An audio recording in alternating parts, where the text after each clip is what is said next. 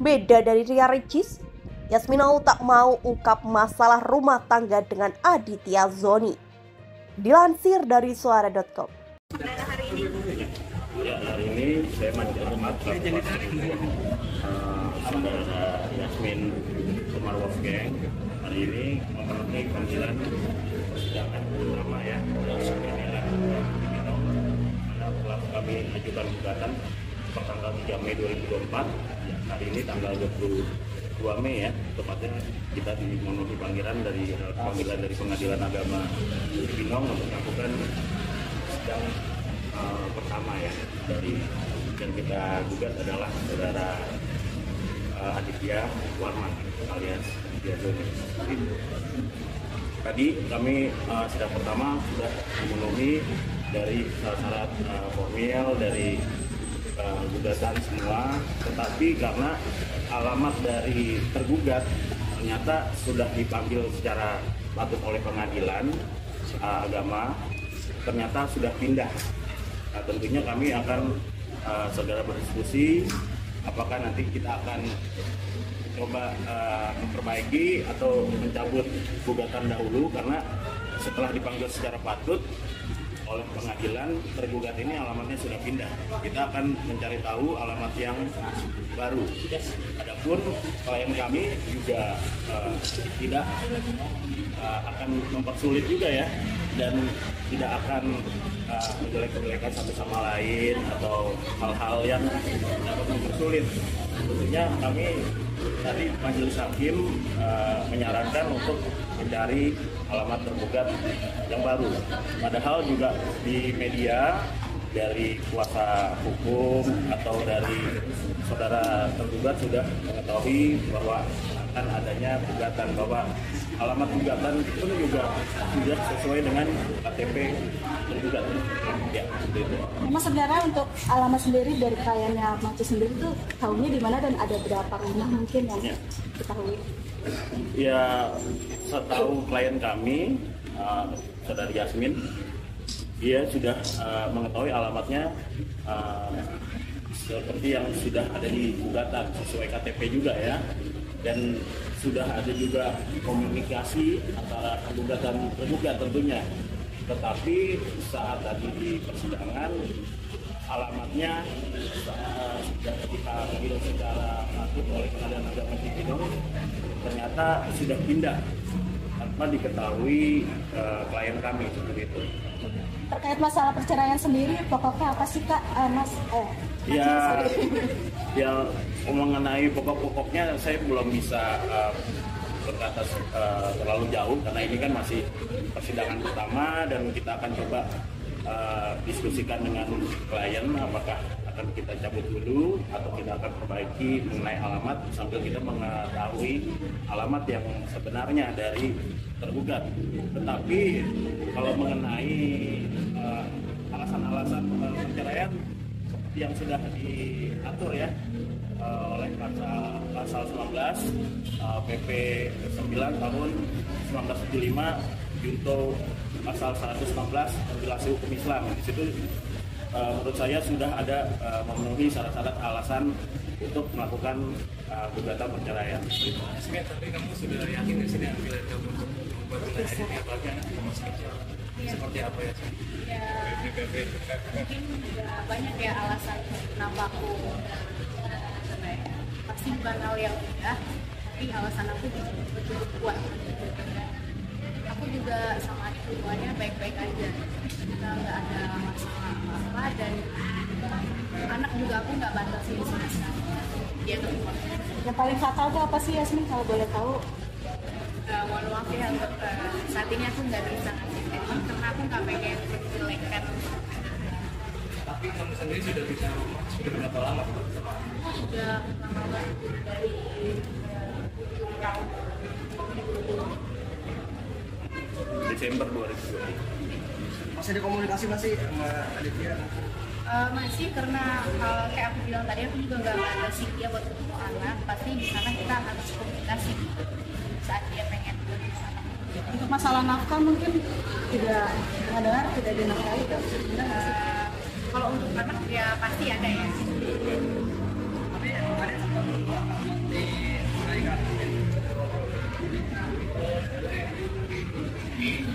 Ya ini karena masih persidangan awal, nanti masih ada agenda berikutnya. Kita juga masih belum mengetahui nih alamat sebenarnya yang ternyata sudah pindah ya, dan tidak memberitahu penggugat juga.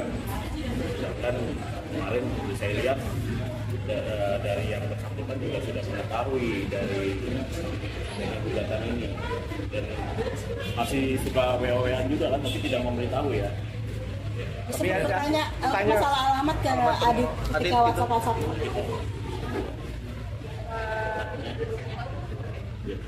Nantinya dari klien akan coba berkomunikasi sekarang alamatnya di mana.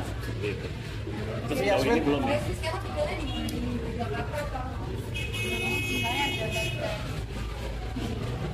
Tapi Yasmin sini nggak tahu kalau Adit sudah pindah rumah itu.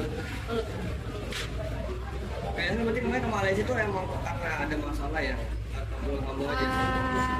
Itu juga iya, tapi alasan utamanya itu karena aku udah hampir 3 tahun nggak pegang di Malaysia.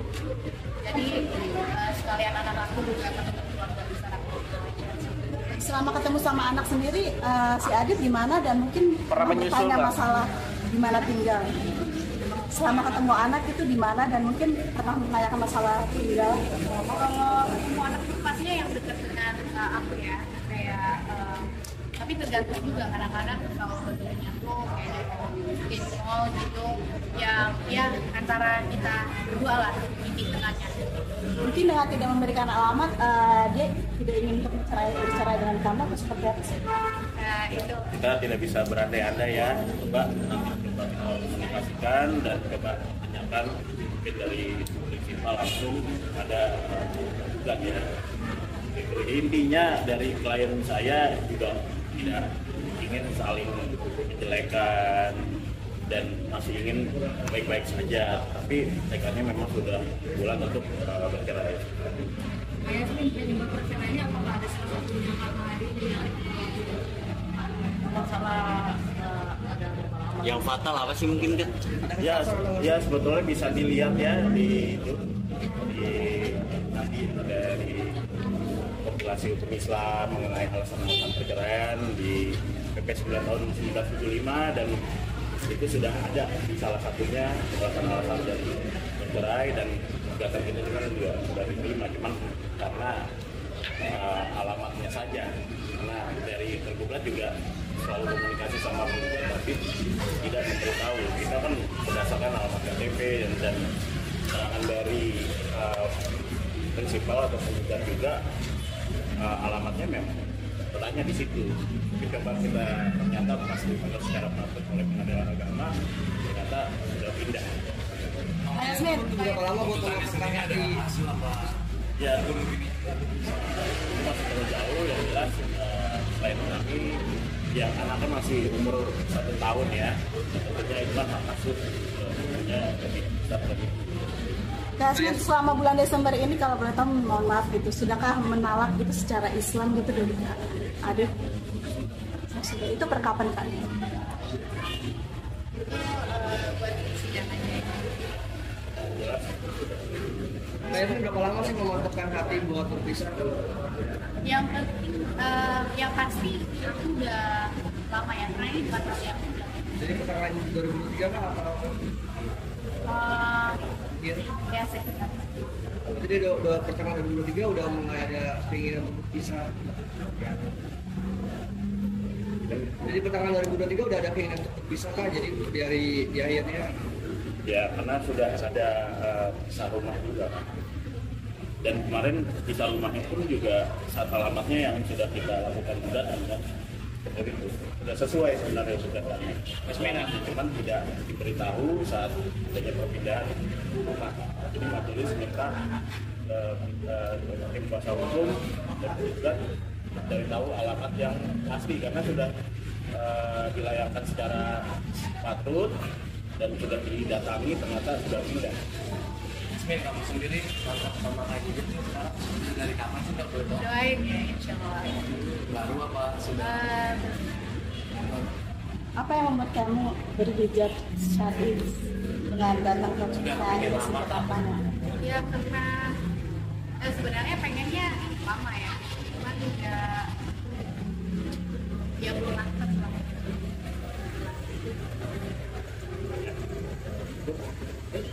Aku memang yakin ya ini berpersen mau diomongan lagi gitu sama sudah. Kayaknya Mungkin ada penyesalan nggak sih kan nikah di usia yang muda juga? ya karena usia itu juga apa ya, yang penting kita siap aja, kita siap mentally, physically ready, dan financially. Aku nggak akan bilang aku menyesal segala macam karena aku udah punya anak, dan itu hal yang menurut aku kurnia Allah gitu. Aku nggak mungkin bilang aku menyesal atas pernikahan juga. Mbak Yasmin katanya ada orang ketiga, benar nggak sih?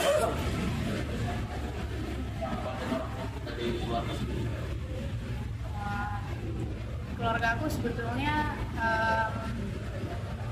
support aja apa yang aku mau lakuin gitu. Jadi mereka nggak bisa terlalu kayak ngasih apa ya, intinya mereka support aku aja. Lanjutan sidangnya kapan Maci dan tanggal berapa? Ya nanti kita akan sampaikan ya kalau sudah kita mengetahui alamatnya, dan mudah-mudahan jadi untuk tergugat juga tidak mempersulit karena ini kan hanya permasalahan alamat dan memang sudah ini ya komunikasi baik kan, komunikasi baik ya memang dari tergugat juga sudah mantap untuk bercerai juga. Semoga tidak dipersulit dan lebih mengedepankan nanti untuk mempersatukan anak. Dari Yasmin sendiri yang ingin disampaikan nggak sih mungkin untuk Adit nih, untuk bisa tahu alamatnya, untuk tidak mempersulit nanti proses perceraian? Ya kalau soal itu sih kita sebenarnya komunikasi juga, cuman kalau soal alamat itu aku nggak tahu, kita kan juga nggak semua ya. Aku juga nggak mungkin komunikasi sama dia setiap hari.